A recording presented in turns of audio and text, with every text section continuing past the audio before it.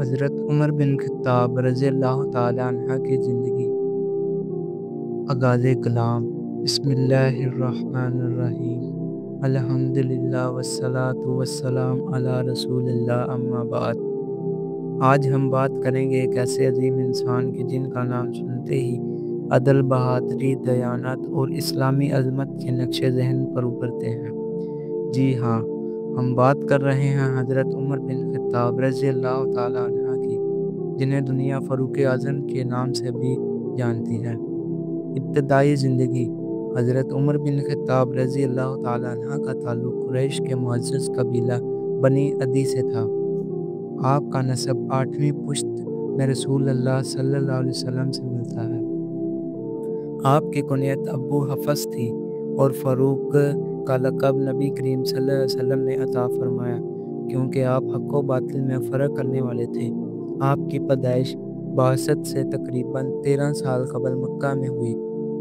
آپ کے بچپن میں صفات قریش کے پڑھے لکھے چند لوگوں میں سے تھے۔ زبردست، مقرر اور عقل مند شخص تھے۔ جوانی میں پہلوانی اور گھڑ سواری میں ماہر، اپنے قبیلے کی سفارتی ذمہ داریاں نبھاتے۔ اسلام قبول کرنا۔ آپ ابتدا میں اسلام کے سخت مخالف تھے۔ ایک دن تلوار لے کر نبی صلی اللہ علیہ وسلم کو قتل کرنے نکلے، لیکن راستے میں کسی نے بتایا کہ تمہاری بہن فاطمہ بنت خطاب اور بہنوئی سید بن زید مسلمان ہو چکے ہیں۔ جب آپ بہن کے گھر پہنچے، قرآن کی آیات سنے، سورۃ طٰہٰ کی ابتدائی آیات، تو دل پگھل گیا۔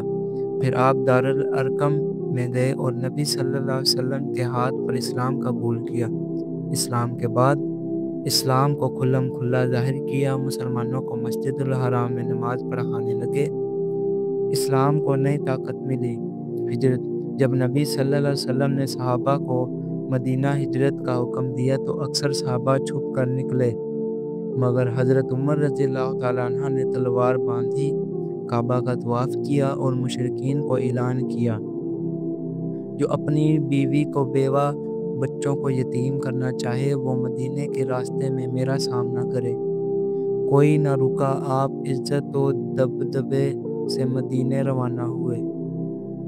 عہد نبوی میں کردار۔ تمام غزوات میں شرکت کیے۔ مشورے میں نبی صلی اللہ علیہ وسلم کے قریبی ساتھی۔ کئی مرتبہ قرآن کی آیات آپ کی رائے سے نازل ہوئی۔ پردے کا حکم، شراب کی حرمت، ازواج مطہرات کا مقام۔ خلافت کا آغاز۔ حضرت ابو بکر صدیق رضی اللہ تعالیٰ عنہ کی وفات کے بعد آپ کی وصیت پر حضرت عمر رضی اللہ تعالیٰ عنہ 22 جمادی الثانی 13 ہجری کو خلیفہ مقرر ہوئے۔